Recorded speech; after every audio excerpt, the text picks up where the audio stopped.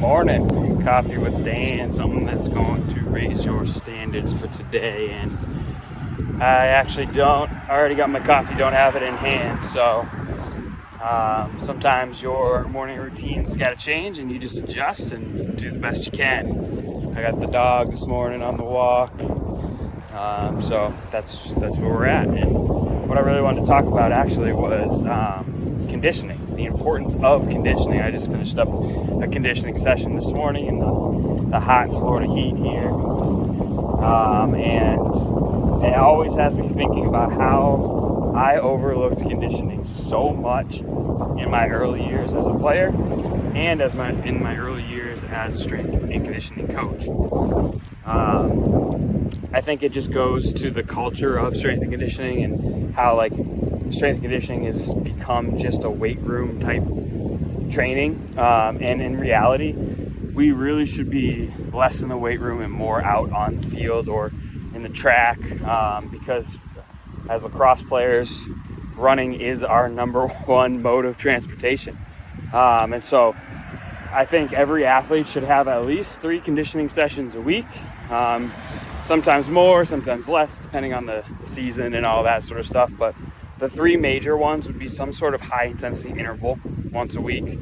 The second one would be some sort of medium intensity interval tempo type style of training. Whether that's 400 meter repeats at 75% or even less. You could do a 15-second run at 70-75% and then 45 seconds of rest and repeat that for 20 minutes or so.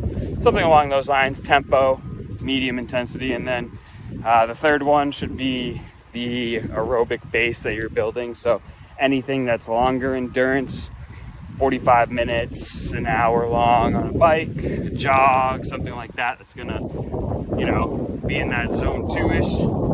That's kind of your foundation.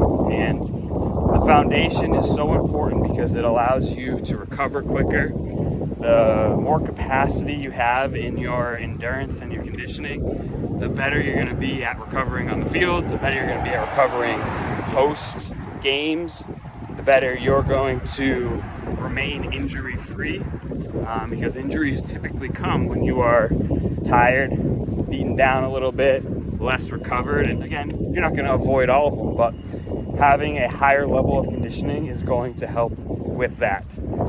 So I hope you will think about that. Hope you will add your conditioning in and don't skip it. And if you ever need programs, especially conditioning ones, I have some great ones over on Perform Lacrosse, and all my programs are free on there once you join, so you can get access to all of them for life. So come on and join us. We're building something cool over at Perform Lacrosse, community of lacrosse players looking to build, looking to get better, and hope to see you over there, and I'll talk to you tomorrow.